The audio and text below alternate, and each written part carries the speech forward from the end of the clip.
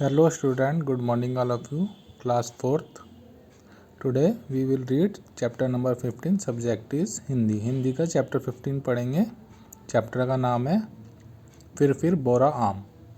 बोरा का मतलब यहाँ पर आम का जो फूल होता है उसके गुच्छे को बोरा बोलते हैं.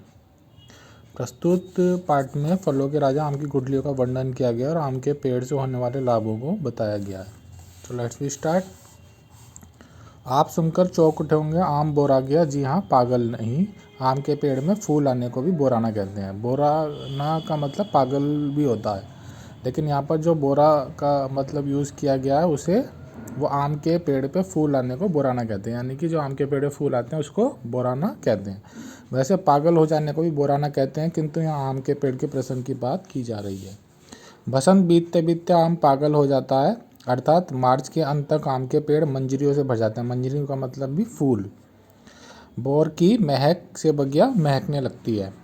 आम में बोर टहनियों के छोर पर लगते हैं. छोर का मतलब किनारा. टहनियों के जो किनारे होते हैं उन पे आम का जो बोर होता है यानी कि फूल होता है वो वहाँ पर लगता है.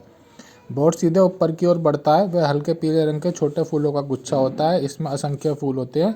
अधिकांश फूल तो गिर जाते हैं, केवल प्रजनन वाले गिने चुने फूल ही पेड़ पर रह जाते हैं. आम का पेड़ भारत में लगभग हर जगह पाया जाता है. अपने रंग रूप या किसी स्थान विशेष में पैदा होने के कारण आम के कई नाम प्रचलित है. तो आम बहुत अलग अलग किस्म के होते हैं. वो उनके रंग रूप और वहाँ जिस स्थान पे वो होते हैं उन स्थान के नामों पे के मिलते जुलते उन आमों का नाम रखा जाता है. जैसे बेगम पसंद, दशहरी, लंगड़ा, चौसा, नीलम, अल्फांसो, मालदा, सफ़ेदा, सिंदूरी, तोतापरी आदि. ये सब आम की किस्में हैं, आम के प्रकार हैं. आम के पेड़ का हमारे धर्म, लोक जीवन और साहित्य में ही बड़ा महत्व है.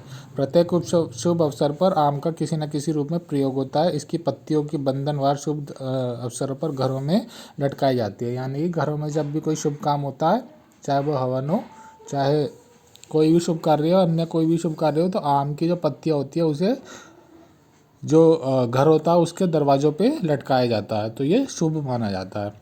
कलश या मंगल घट में भी आम की पत्तियों से ही सजाया जाता है. जो जो कलश स्थापित करते हैं जिस पर नारियल रखा जाता है उसके नीचे, नारियल के नीचे कलश के ऊपर आम की पत्तियां रखी जाती हैं. हवन पूजन में आम की लकड़ियां जलाई जाती है. और जब भी हवन होता है तो आम की लकड़ियों को उस हवन सामग्री हवन की आग प्रज्वलित करने के लिए आम की लकड़ियां इस्तेमाल की जाती हैं. तो आम के बहुत सारे इसमें फ़ायदे बताए गए हैं. आम भारतीय रसोई का अभिन्न अंग है. कच्चे आम के अचार के बिना भारतीय भोजन अधूरा माना जाता है. आम के छोटे छोटे टिकोरों को छोंककर सब्जी बनाई जाती है. कच्ची कैरिया की चटनी बनती है. गर्मियों में लू से बचने के लिए कच्चे आम का पन्ना बना के पिया जाता है. पक्के आम के गूदे को सुखाकर आम पापड़ बनाते हैं. खटाई और अमचूर मसाले के रूप में कच्चे आम का प्रयोग किया जाता है. मैंगो शेक तो पूरे भारत में लोकप्रिय है. यह विटामिन ए से भरपूर फल है. वास्तव में आम कच्चा हो या पक्का, इसके प्रत्येक रूप में स्वादिष्ट चीज़ें तैयार की जाती हैं. तो यहाँ पर बताया है कि कच्चा आम भी बहुत इस्तेमाल होता है. उसकी चटनी बनाई जाती है, उसका अचार डाला जाता है, उसका पन्ना बना के पिया जाता है. और पके आम से भी बहुत सारे यहाँ पर फ़ायदे गिनाए गए हैं. तो इसमें बताया कि आम कच्चा हो या पक्का, हर तरह से उसका इस्तेमाल किया जाता है. एक कहावत है, आम के आम गुठलियों के दाम. भारत में अनेक भागों में आम की गुठली फेंकी भी नहीं जाती. अच्छा, आम के आम गुठलियों के दाम से मतलब है कि जो आम है उसका तो फ़ायदा ये है, लेकिन जो आम का जो वेस्ट मटेरियल है गुठली, उसका भी बहुत सारी जगह पे उसको भी इस्तेमाल किया जाता है. तो इसलिए बोला जाता है आम के आम गुठलियों के दाम. यानी कि आम का तो फ़ायदा है ही, उसके गुठलियों के भी बहुत सारे फ़ायदे हैं.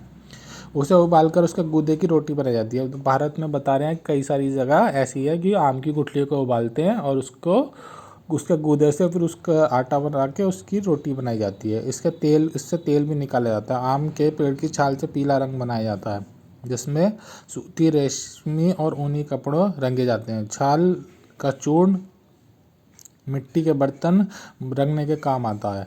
आम के बोर में से इत्र निकालते हैं. इसकी लकड़ी बहुत मजबूत नहीं होती, फिर भी किसानों के घरेलू सामान इससे बनाए जाते हैं. पानी में न सड़ने के कारण इससे नाव भी बनाई जाती है. तो आम की जो लकड़ियाँ है उससे भी बहुत सारा इस्तेमाल होता है. जो किसान होते हैं और अन्य लोग होते हैं, ये अपने घर का सामान बनाते हैं आम की लकड़ियों से, और नाव भी बनाते हैं क्योंकि ये पानी में जल्दी से ख़राब नहीं होती. आम के स्वाद व उपयोगिता को देखते हुए पिछले कई वर्ष से दिल्ली में अंतर्राष्ट्रीय आम महोत्सव का आयोजन किया जा रहा है. इसमें आम के विभिन्न देश विदेशी किस में प्रदर्शित की जाती है? आम से बने उत्पादों और आम के पौधों की प्रदर्शनी भी लगाई जाती है। प्रदर्शनी में सर्वश्रेष्ठ आम उत्पादन के लिए पुरस्कार दिए जाते हैं। पिछले कुछ वर्षों से इंग्लैंड और एशिया के कई देशों में आम और इससे बनी वस्तुओं की मांग बढ़ रही है। अपने अनोखे स्वाद और गुणों के कारण आम सचमुच फलों का राजा है। तो वो बता रहे हैं कि जो आम है वो बहुत ही, उसका स्वाद और लोकप्रियता के कारण उसका हर वर्ष दिल्ली में अंतर्राष्ट्रीय आम महोत्सव होता है। यहाँ पर देश विदेश से लोग आते हैं और वहाँ पर तरह तरह के आमों की प्रजातियाँ देखते हैं और उनका स्वाद लेते हैं। और जो सर्वश्रेष्ठ आम उत्पादन के लिए उसमें प्रथम, द्वितीय, तृतीय पुरस्कार भी दिए जाते हैं। तो यहाँ पर लास्ट में बताया गया कि आम को फलों का राजा क्यों कहा गया, क्योंकि इसके बहुत सारे फ़ायदे हैं। इसका आम के पेड़ के हर पार्ट जो है वो इस्तेमाल होता है, चाहे वो लकड़ी हो, चाहे आम हो, चाहे उसकी गुठली हो, चाहे कच्चा आम हो, चाहे पका हुआ आम हो, वो हर तरह से स्वाद में और फ़ायदेमंद होता है। तो आम विटामिन ए से भरपूर होता है और इसलिए उसको फलों का राजा कहा जाता है। तो इस चैप्टर के आपको शब्दार्थ, टिक राइट, रिक्त स्थान, राइट रॉन्ग और क्वेश्चन आंसर आपको PDF में सेंड किए जाएंगे। आप ये अपनी नोटबुक में करेंगे। Thank you, have a nice day.